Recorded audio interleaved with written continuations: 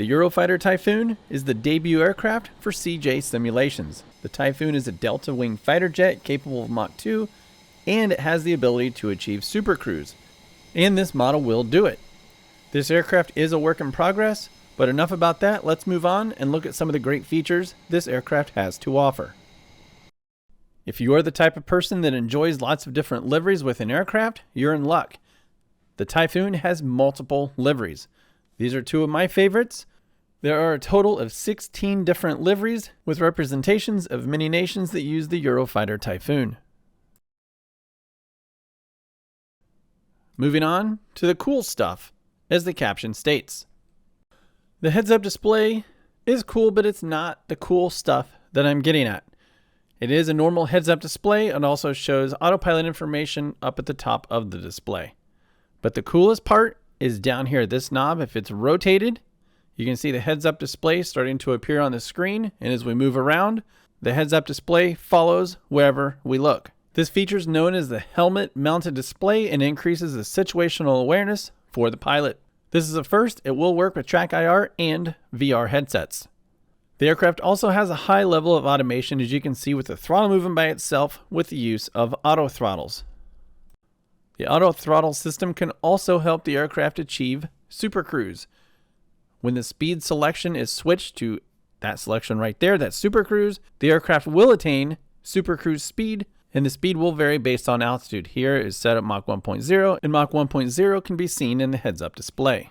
The Typhoon's avionics are very functional, but also have ease of use as a priority. The G3000 interface is not authentic to the airplane, but this is much better than entering waypoints with latitude-longitude coordinates. When used in conjunction with the waypoints page seen on the left, it's actually a quite simple system to use. The autopilot can also fly ILS approaches. It looks intimidating at first, but it's quite simple with a little bit of practice. There are 3 multifunctional head color displays. From now on, those will be called screens. They are customizable. Here we're on the fuel page, and if you're a fan of the DC Designs Concorde, the fuel balancing that is done in that airplane can be done in this airplane to affect the flight characteristics. The method for transferring fuel in the Typhoon is much easier.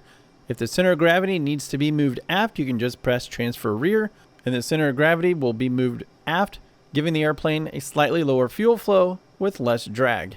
But if a forward CG is desired, say in the event of landing, the transfer forward button can be pressed to increase the stability of the aircraft. There are a few other soft keys for the fuel system, but those will also be explained in the aircraft manual.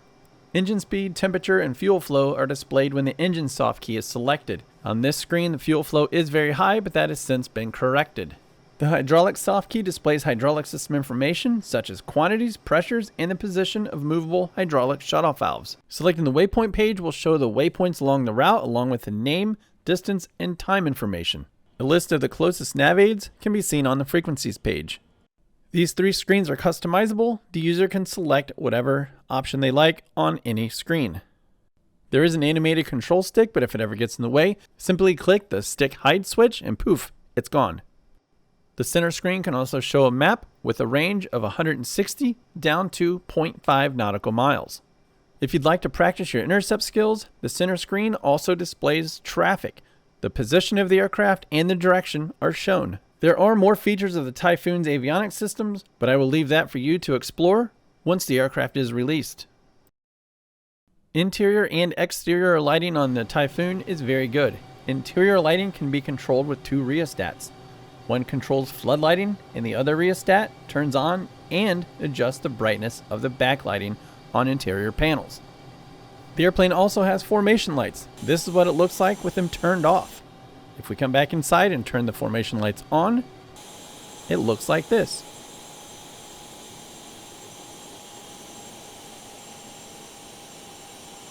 Landing lights can be seen here, but taxi lights on the ground also offer great visibility as well.